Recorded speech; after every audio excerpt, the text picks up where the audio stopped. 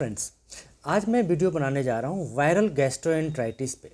खास करके पपी में ये वीडियो मेरे लिए बनाना बहुत ज़रूरी इसलिए हो गया है कि हमने देखा है कि जब लोग पपी खरीद के आते हैं जनरली स्टमक इन्फेक्शन उनको पकड़ लेता है। सम टाइम डाइटरी होता है, सम टाइम वायरल होता है क्योंकि उनको वैक्सीन नहीं लगी होती। ऐसे में वो लोग बहुत ज़्यादा पैनिक कर जाते हैं और 2 से 3 दिन में ही रिजल्ट नहीं आने से वो बहुत ज़्यादा परेशान हो जाते हैं। उनके मन में सवाल आने लगता है हमारा पपी बचेगा कि नहीं बचेगा, सही ट्रीटमेंट हो रहा है कि नहीं हो रहा है। तो इस पर मैं आज थोड़ा सा प्रकाश डालूंगा क्योंकि हमारे लिए बहुत ज़रूरी है ये और क्लाइंट के लिए भी बहुत ज़रूरी है कि वो पेशेंस रखें। अब ये वायरल गैस्ट्रोएंटराइटिस होता क्या है, पहले इसके बारे में मैं थोड़ी सी जानकारी दे दूं। जनरली वायरल गैस्ट्रोएंटराइटिस में ज़्यादातर मामले पार्वो के होते हैं जिनकी वैक्सीन नहीं लगी होती है बच्चों को, और उनकी मदर को भी चूँकि वैक्सीन नहीं लगी होती है तो बच्चों में पैसिव इम्यूनिटी ट्रांसफ़र नहीं होता और उनका इम्यूनिटी वीक होता है, जिसकी वजह से उनको वायरल गैस्ट्रोएंटराइटिस पकड़ लेता है। चूँकि हम वायरल इन्फेक्शन के बारे में बात कर रहे हैं तो इतना तो आपको पता होगा कि वायरल इन्फेक्शन के अगेंस्ट में ट्रीटमेंट बहुत कम है और पपी में खास करके ऐसा कोई ट्रीटमेंट नहीं है कि डायरेक्टली वो उस वायरस के अगेंस्ट डायरेक्टेड हो। तो बचता क्या है वायरल गैस्ट्रोएंटराइटिस में? जनरली आप देखोगे कि वॉमिटिंग होगा, लूज मोशन होगा और लूज मोशन में ब्लड भी आ सकता है। क्योंकि वॉमिटिंग की जो सिचुएशन है वो इतनी ज़्यादा ख़राब होती है कि हम कितना भी उसका इंजेक्शंस लगा दें, एंटीबायोटिक लगा लें, वो जब तक वायरस बॉडी से वायरल लोड ख़त्म नहीं होता वो ठीक नहीं होता। और जनरली बॉडी में आप देखोगे कि वायरल इन्फेक्शन 5 से 7 दिन लगता है, इसलिए पपी को रिकवर करने में सम टाइम 8 से 10 दिन तक लग सकता है। और इस बीच हमें पेशेंस रखना होता है, आपको पेशेंस रखना होता है। चूँकि ये वायरल डिजीज़ है, इसमें ब्लीडिंग भी हो सकती है, तो इसका ट्रीटमेंट सिर्फ सिम्टोमेटिक है। जो भी डॉक्टर के पास आप ट्रीटमेंट करा रहे हैं वो क्या करेंगे, चूँकि वायरल इन्फेक्शन के अगेंस्ट में कोई डायरेक्ट ट्रीटमेंट नहीं है तो ट्रीटमेंट सिम्टोमेटिक होता है ऐसे में, ताकि बॉडी का इम्यून सिस्टम बेटर हो, उसको डिहाइड्रेशन ना हो। क्योंकि देखिए छोटा बच्चा होता है, बॉडी में जो उसका फ्लूइड की मात्रा होता है काफ़ी कम होता है, तो जैसे उसको लूज मोशन वॉमिटिंग होता है, इलेक्ट्रोलाइट इम्बैलेंस होने का खतरा बना रहता है और उससे पपी को कोलैप्स होने का डर बना होता है। तो ऐसे केसेस में मॉर्निंग एंड इवनिंग ड्रिप लगाना बहुत ज़रूरी होता है ताकि उसको डिहाइड्रेशन को रोका जा सके।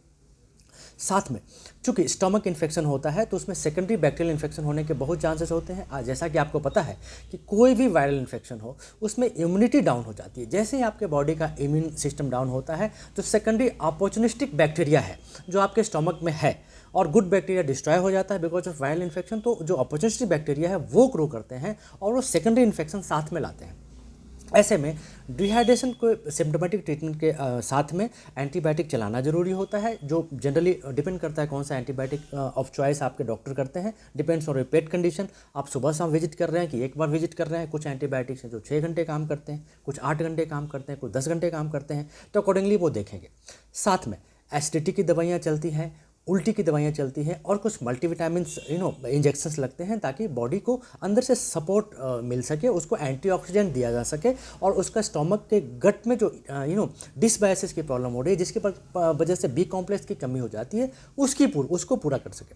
अगर लूज मोशन में ब्लड आ रहा है तो ब्लीडिंग रोकने के लिए सिम्टोमेटिक ट्रीटमेंट चलता है, जैसे कि विटामिन के इंजेक्शन हैं, रेबीसी के इंजेक्शन हैं और भी इंजेक्शन हैं जो ब्लीडिंग रोकने के लिए यूज होते हैं। जनरली आपके वेट वो चलाते हैं।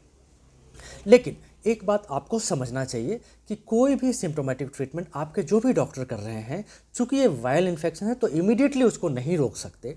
ये सिम्टोमेटिक ट्रीटमेंट इसलिए होता है कि जब तक उसके बॉडी से ये वायरस ख़त्म ना हो जाए, उसका मल्टीप्लिकेशन ख़त्म ना हो जाए, उसका टॉक्सिक इफेक्ट ख़त्म ना हो जाए, हम बॉडी को स्टेबलाइज करके रखें, उसको डिहाइड्रेट ना होने दें, बॉडी को दूसरे इन्फेक्शन से दूसरा इन्फेक्शन बढ़ने ना दें बॉडी में, और एसिडिटी को कुछ हद तक कंट्रोल किया जा सके और मल्टीविटामिन से बॉडी को गर्म रखा जा सके। ये बेसिक लाइन ऑफ ट्रीटमेंट होता है। कुछ इन्फेक्शन जैसे कि पार्वो है जिसमें ब्लीडिंग होती है, उसमें कितना भी इंजेक्शन दे दें आप ब्लीडिंग को रोक नहीं सकते, कम कर सकते हैं कभी कभी। ऐसे केसेस में क्या होता है कि आपके डॉग को लूज मोशन उल्टी हो रहा, आप किसी वेट के पास गए, ट्रीटमेंट शुरू हुआ, अचानक से लूज मोशन थोड़ा कम हो गया, अचानक से उल्टी बंद हो गई। बट आपको ये देखना चाहिए कि वायरल इन्फेक्शन में ना बाइफेजिक सिम्टम्स आते हैं। शुरुआत में 2-3 दिन तक सिम्टम्स आएंगे, हो सकता है जैसे ही ट्रीटमेंट शुरू हो वो सिम्टम्स सबसाइड कर जाएगा बिकॉज ऑफ सडन ट्रीटमेंट, लेकिन दोबारा स्पाइक आएगा और लूज मोशन उल्टी की समस्या दोबारा बढ़ सकती है। ऐसे में आपको पेशेंस रखना चाहिए, आपके वेट का ट्रीटमेंट गलत नहीं होता। वायरल इन्फेक्शन के सिम्टम्स जो होते हैं ज़्यादातर मामले में ऐसे ही होते हैं।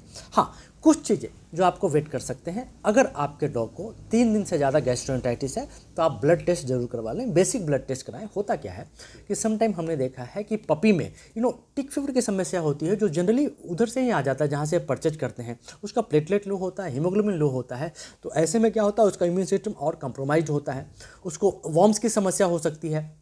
तो अगर आप एक बेसिक ब्लड टेस्ट कर लेते हैं तो उसमें कोई और इन्फेक्शन अगर आता है, सपोज टिक फीवर की समस्या आती है, प्लेटलेट 1 लाख के नीचे आता है, ऐसे में क्या होता है कि आपके डॉग का सर्वाइवल चांसेस थोड़ा लो हो जाता है। अगर उसको टाइमली डायग्नोज किया जाए और उसको अगर टिक फीवर भी निकला है साथ में उसका भी ट्रीटमेंट किया जाए तो रिकवरी के चांसेस काफ़ी हद तक बढ़ जाते हैं। क्योंकि वायरल हेमोरेजिक गैस्ट्रोएंटेराइटिस में अगर टिक फीवर है, उसमें प्लेटलेट लो है, तो जैसा कि मैंने बताया, because of viral infection severe ulceration होता है स्टोमक में और अल्सर से ब्लीडिंग होती है। ऐसे में अगर प्लेटलेट्स लो है तो ये ब्लीडिंग काफ़ी ज़्यादा बढ़ सकती है और आपके डॉक्टर कितना भी उसको इंजेक्शन दें, कितना भी ट्रीटमेंट कर लें, वो ब्लीडिंग को कंट्रोल नहीं कर सकते। और ब्लीडिंग इतना ज़्यादा हो सकती है कि आपके डॉक्टर लाइन ऑफ ट्रीटमेंट उनका सही हो सकता है वायरल गैस्ट्रोएंटेराइटिस का, लेकिन बिकॉज ऑफ टिक फीवर आपका पपी कोलैप्स कर सकता है। तो अगर 3 दिन से ज़्यादा कभी भी लूज मोशन या उल्टी बढ़े तो आप एक बेसिक ब्लड टेस्ट जरूर करा लें।